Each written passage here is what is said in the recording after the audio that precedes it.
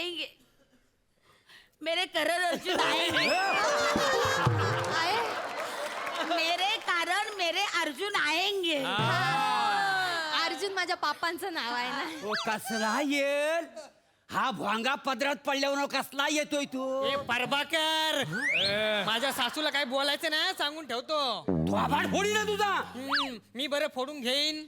कंबर दिले ना इथे लात मारायची, थोबाडापर्यंत यायचं नाही.